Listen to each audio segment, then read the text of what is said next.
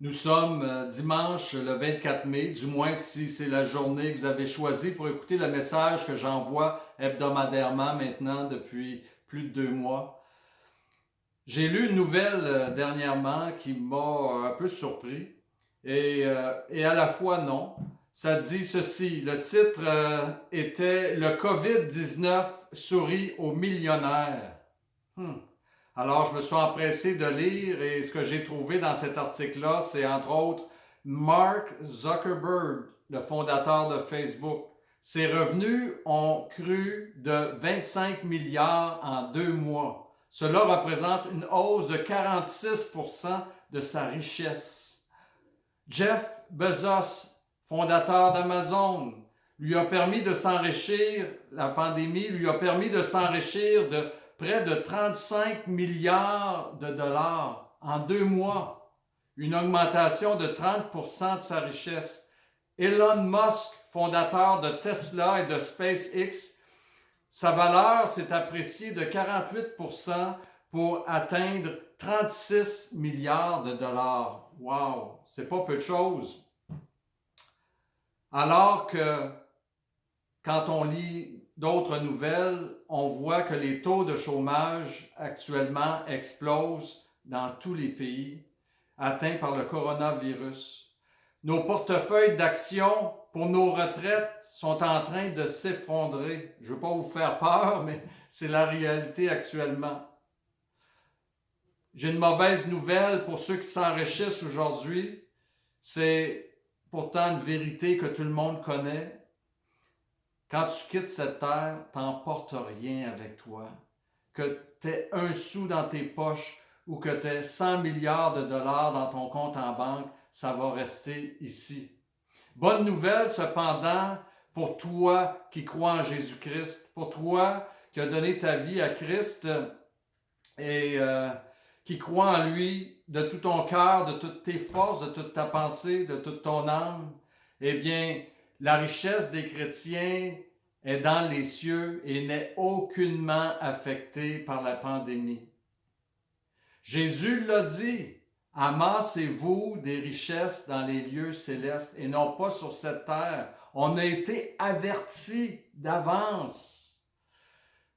Il y en a qui vont dire, oui, mais comment se ramasser des richesses dans les cieux? Jésus te dit, viens et suis-moi. Viens et suis-moi. Et Jésus est vivant. Jésus va se manifester à toi. Jésus va se révéler à toi et il va guider tes pas jour après jour pour te dire ce que tu dois faire pour te ramasser des trésors dans les cieux. C'est la raison pour laquelle moi-même je combats et je travaille pour annoncer la parole de Dieu, pour vous encourager au travers de cette période difficile. C'est surprenant comment les paroles peuvent consoler, fortifier et communiquer une espérance quand la parole vient de Dieu et qu'elle trouve un cœur rempli de foi. Dans des situations comme celles que nous vivons, bien, on a besoin plus que jamais de s'approcher de Dieu et d'ouvrir notre cœur à la parole de Dieu. Savez-vous quand vous allez apprécier le plus d'avoir donné votre vie à Jésus, de lui avoir consacré votre vie? C'est le jour où vous allez quitter cette terre. S'il vous est possible d'être pleinement lucide à la dernière heure que vous allez vivre sur terre, vous allez bénir Dieu d'avoir pu croire en Jésus et vous allez considérer que tout ce que vous avez souffert pour lui aura été une grâce ineffable. En livrant dimanche après dimanche des messages, je vais vous dire ceci, je ne cherche pas la popularité. On a changé notre façon de faire. Au lieu de prêcher l'Évangile dans une église devant quelques personnes, aujourd'hui, on va atteindre un public plus large via les réseaux sociaux. Maintenant, moi, je ne cherche pas la popularité, je vous le dis. Et les médias et les réseaux sociaux ont rendu la popularité trop facile et pour les mauvaises raisons. T'es beau, t'es belle, t'as un corps parfait, Tu le montres sur Instagram, sur Facebook ou sur d'autres réseaux sociaux. Les compagnies te courent après pour te couvrir d'or pour pouvoir passer des publicités parce que tu as des millions d'abonnés sur ton compte. Ça révèle une chose. Ça révèle la superficialité des valeurs de nos sociétés. La richesse, la beauté, la gloire humaine. Moi, la société idéale, à mes yeux, ce serait une société qui, au contraire, va rechercher la sagesse, la vérité, l'entraide, la foi, la connaissance de Dieu. Moi, je ne risque pas donc d'être populaire sur les réseaux sociaux. Pourquoi? Parce que je prêche Christ, je prêche sa vie, sa mort et sa résurrection. Bienvenue à Eva en ligne.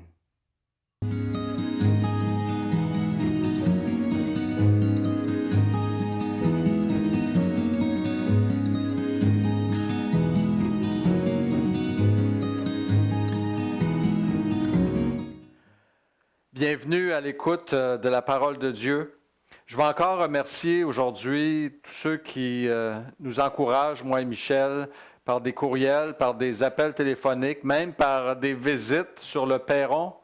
Je veux vous saluer puis vous remercier. Puis tout ça me fait réaliser combien l'Église est un corps.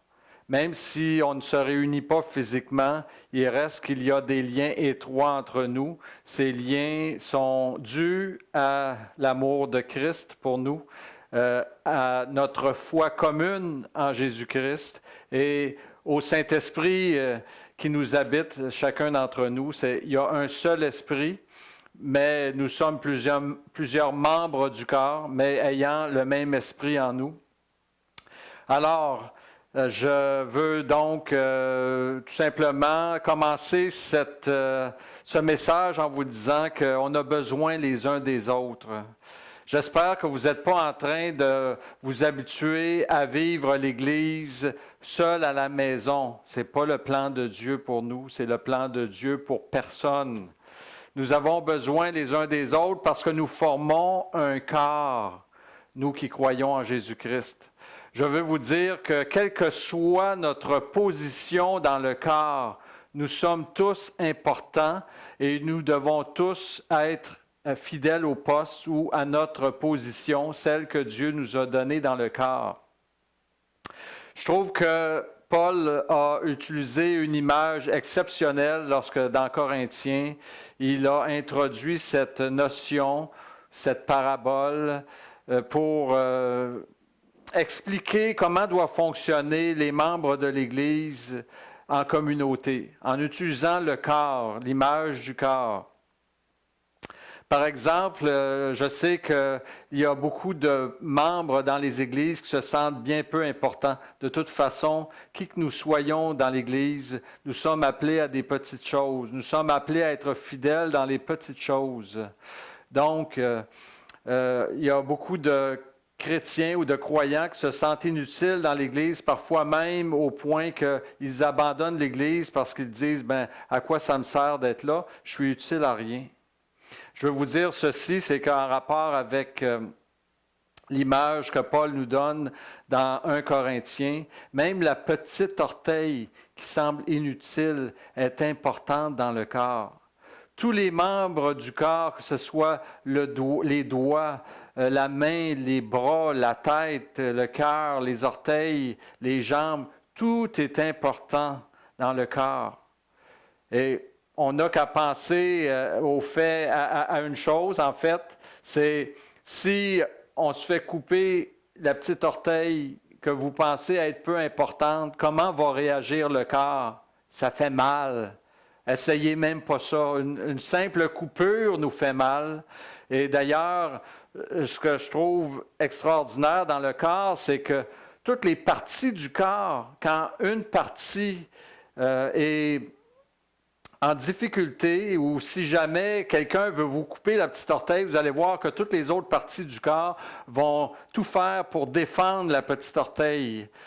Donc, c'est comme ça que ça doit être dans l'Église. Nous devons veiller les uns sur les autres, nous encourager mutuellement. Et je veux aussi dire ceci, c'est que souvent dans le ministère, depuis que j'exerce le ministère, j'ai souvent vu les personnes, parfois les plus humbles, qui se sentent les plus petites dans l'Église. Ce sont souvent ces personnes que Dieu a utilisées pour venir me glisser une parole à l'oreille, pour venir m'écrire un petit mot d'encouragement afin que je persévère dans mon ministère.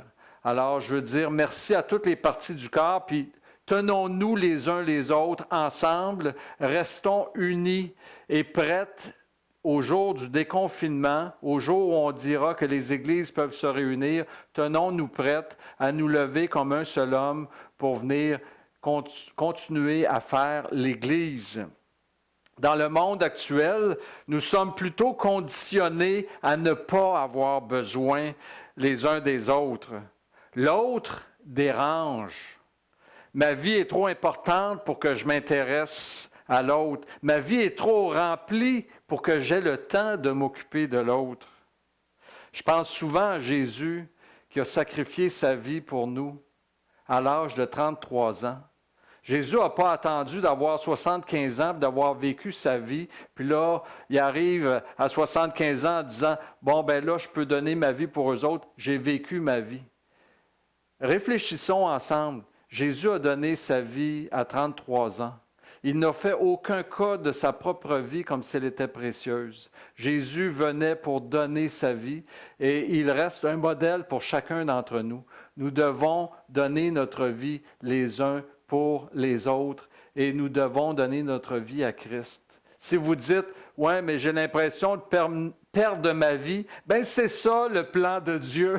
Il veut qu'on perde notre vie pour Jésus-Christ, pour son œuvre et pour le salut de ceux qui nous entourent. L'égoïsme s'oppose à ce que Jésus veut bâtir. Jésus a dit « Je bâtirai mon Église ». Or, Dieu veut t'utiliser, toi, moi. Il veut nous utiliser comme matériaux pour bâtir son Église. Ce qui est extraordinaire, c'est que le monde nous a conditionnés à être égoïstes et normalement, on devient par l'égoïsme un matériel inutile pour l'œuvre de Dieu. Mais au lieu de nous rejeter, Dieu a décidé de nous reconditionner. Ça, c'est le travail du Saint-Esprit. Frères et sœurs, priez pour que le Saint-Esprit vous transforme. Laissez le Saint-Esprit vous reconditionner. Le monde veut user de nous, puis après avoir usé de nous, il nous jette, il nous rejette. Mais Dieu, au contraire, regarde ceux qui sont rejetés dans ce monde et il les veut, il va les reconditionner et il va les rendre aptes pour être des matériaux utiles pour la construction de son Église. Dieu a fait de nous, imaginez, son lieu de résidence. C'est le sujet sur lequel je vais vous entretenir aujourd'hui. Je vous ai dit la semaine dernière que mon message serait en 2 temps. J'ai prêché dimanche dernier. En fait, j'ai annoncé devant vous, devant cette caméra, j'ai annoncé un message qui était celui du juste. Jésus, par son obéissance, a fait de nous des justes. Par sa vie et par sa mort, il a fait de nous des justes, bien que humainement et charnellement, nous sommes normalement destinés à être des injustes. Et je vous ai dit que ce dimanche, aujourd'hui, je vous parlerai de la maison de Dieu, du lieu où Dieu veut habiter en esprit. Et Dieu veut habiter chez vous. Dieu veut habiter en vous. Dieu veut habiter en chacun de ceux qui croient en Jésus-Christ. N'est-ce pas une bonne nouvelle? N'est-ce pas une grande nouvelle? C'est une nouvelle tellement importante, tellement précieuse, c'est tellement grand qu'on a de la difficulté à en réaliser l'impact dans nos vies et également à réaliser nos obligations face à cette grâce qui nous est faite. Alors, laissez-moi vous dire, chers amis, frères et sœurs, que vous êtes bénis, vous qui croyez en Jésus-Christ, parce que vous êtes la maison de Dieu. Les hommes, depuis la Genèse jusqu'à aujourd'hui, ont voulu construire et ont construit des lieux grandioses parfois, en disant, c'est ici la maison de Dieu, puis c'est ici qu'il faut venir adorer, puis c'est ici que vous allez connaître des moments d'extase et de rencontre avec Dieu inoubliables. Or, la parole de Dieu nous dit que Dieu ne réside pas dans une construction faite de main d'homme. Les cieux des cieux ne peuvent le contenir. Et pourtant, Dieu a quand même consenti à 2 reprises à habiter dans un lieu. Premièrement, il y a le tabernacle dans le désert. Et par contre, ce tabernacle, ainsi que plus tard le temple de Jérusalem, ont été construits selon des modèles qui avaient été donnés, entre autres à Moïse, divinement. Et puis par la suite à des prophètes également à Jérusalem pour la construction du temple. Mais l'homme étant ce qu'il est, il n'a jamais été capable de, de prendre soin dignement de ses demeures, de ce lieu où Dieu a voulu faire résider son nom. Et toujours, il a perverti les voies de Dieu, il a introduit les idoles dans le lieu où on devait adorer Dieu. Mais lorsque Jésus est arrivé sur terre, Jésus a changé complètement les choses. C'est une nouvelle dispensation qui arrive par la venue de Jésus. Premièrement, il a mis un terme au lieu où on devait aller pour adorer Dieu. Le temple de Jérusalem a cessé d'être le temple où Dieu fait résider son nom. Le jour où Jésus est arrivé sur terre, on nous a dit, la parole de Dieu nous dit dans Ésaïe, la Vierge deviendra enceinte et elle enfantera un fils. On lui donnera le nom d'Emmanuel, c'est-à-dire Dieu parmi nous. Et à partir du moment où même Jésus, bébé, est arrivé sur terre, Dieu et l'Esprit ont envoyé des hommes et des femmes, des bergers, des mages, venir adorer l'enfant, parce que dorénavant, le lieu où on adorerait, ce serait aux pieds de Jésus. Et lorsque Jésus, dans son ministère, à l'âge de 31 ans, était devant le temple, il a déclaré « Détruisez ce temple ». Et en 3 jours, je le reconstruis. Et la parole de Dieu nous dit que Jésus parlait du temple de son corps, parce que maintenant, le temple de Dieu, c'était Christ. Et la chose merveilleuse qui est arrivée par la suite, c'est que, après son départ, Jésus a transmis cette responsabilité-là. En fait, l'Église et les croyants sont devenus le temple de Dieu. Puis j'aimerais qu'on aille lire ensemble un passage merveilleux de Jean qui nous parle justement du lieu où on doit adorer, du lieu où Dieu fait résider son nom, du lieu où Dieu veut demeurer. Lisons ensemble dans Jean au chapitre 4, versets 21 à 26. Donc Jésus parle à une femme, la Samaritaine. La majorité d'entre vous connaissez très bien ce texte. Au verset 21, Jésus dit à la femme, « Crois-moi, l'heure vient où ce ne sera ni sur cette montagne ni à Jérusalem que vous adorerez le Père. Vous adorez ce que vous ne connaissez pas. Nous adorons ce que nous connaissons, car le salut vient des Juifs. Mais l'heure vient, et elle est déjà venue, où les vrais adorateurs adoreront le Père en esprit et en vérité, car ce sont là les adorateurs que le Père demande. Dieu est esprit, et il faut que ceux qui l'adorent en esprit et en vérité. » La femme lui dit, « Je sais que le Messie doit venir, celui qu'on appelle Christ, et quand il sera venu, il nous annoncera toutes choses. » Jésus lui dit, parole merveilleuse, « Je le suis, moi qui te parle. » Donc, c'est conforme à ce que je vous dis. Jésus a déclaré à la femme, ce n'est plus ni sur cette montagne où les Samaritains adoraient, ni à Jérusalem où Dieu faisait résider son nom, qu'on montera pour adorer, qu'on ira et qu'on pourra dire, nous sommes allés à la maison de l'Éternel. Non, Jésus a changé les choses maintenant. Il a fait de toi, il a fait de moi, il a fait de nous croyants C'est la beauté du christianisme. Il a fait de nous sa maison. Il a fait de nous le lieu où il fait résider son nom. Il a fait de nous le temple du Saint-Esprit.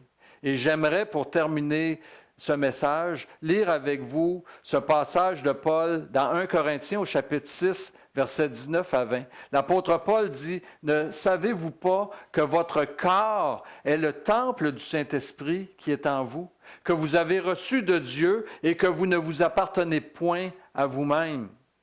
Car vous avez été rachetés à un grand prix. Glorifiez donc Dieu dans votre corps et dans votre esprit qui appartiennent à Dieu. » Gloire à Dieu. Merci Seigneur pour cette grâce ineffable qui nous est faite.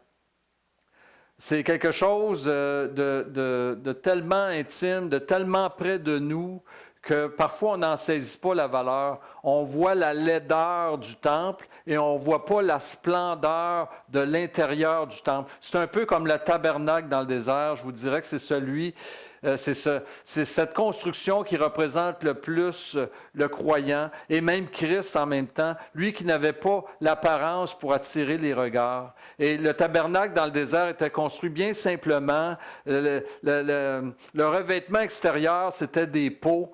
C'était comme une tente, et puis c'est quand on rentrait à l'intérieur qu'on voyait vraiment la splendeur, parce que tout était fait en or, tout était merveilleusement agencé. Et ce que je veux vous dire également en vous laissant, c'est que dans le tabernacle, comme dans le temple à Jérusalem, tout ce qui était fait en accessoires et puis en construction, en structure, tout parlait de Christ. Symboliquement, ça nous révélait Christ, sa gloire, son amour, sa sainteté, sa perfection, sa puissance, son pouvoir, son règne. Qu'est-ce que ça veut dire pour nous maintenant qui sommes devenus le temple de Dieu, qui sommes le temple de Dieu, l'habitation de Dieu en esprit? Ça veut dire qu'on doit être centré sur Christ. Être centré sur Christ, ça veut dire on se lève le matin puis on pense à Jésus-Christ. Dans nos prières, on prie au nom de Jésus-Christ. Et dans notre cœur, bien, on cherche, en fait, on crie journellement après Jésus-Christ. On soupire après lui. Ensuite de ça, bien, on est à l'écoute de sa volonté, de ses commandements. On va parfois écouter le sermon de la montagne, parce que le sermon de la montagne est pour nous dans le christianisme ce qu'a été la loi et le sacerdoce lévitique qui a été donné à Moïse sur la montagne, sur le mont Sinaï. C'est important pour nous. Frères et sœurs, vous êtes bénis. Je suis béni. Nous sommes bénis. Quelle belle conjugaison. Mais prenons conscience que cette bénédiction vient aussi avec une responsabilité. Nous devons prendre soin du temple de Dieu. Vous ne vous appartenez plus. Vous appartenez à Dieu. Pas juste votre corps, votre esprit aussi. Puis pas juste votre esprit, votre corps également. Nous appartenons à Dieu et nous avons le devoir de conserver le temple de Dieu saint. Alors, frères et sœurs, tout au long de la semaine qui vient, puis de cet été qui commence, on est bénis, on vit des jours quand même agréables, malgré le confinement. Il fait beau, il fait soleil, et tout peut nous porter à croire qu'on va vivre de très belles bénédictions cet été. Puis pour moi, la plus grande des bénédictions, et c'est ma prière à Dieu, c'est que lorsque le gouvernement va donner l'autorisation à l'Église de se réunir de nouveau, qu'on va se lever tous ensemble, que tous ensemble, on va se lever comme un seul homme pour aller adorer ensemble, communautairement, celui qui nous bénit autant et qui nous fait le grand honneur de nous appeler sa maison, sa demeure. Et aussi, ma prière et mon désir et mon vœu et mon souhait et ma foi et ma confiance, c'est qu'on puisse voir de nouvelles âmes se convertir à Christ au sortir de cette pandémie et venir boire avec nous à la source d'eau vive qui nous accorde, qui nous bénit tant, qui nous apporte tant de bonheur et de joie. Alors, frères et sœurs, Bon courage et à bientôt.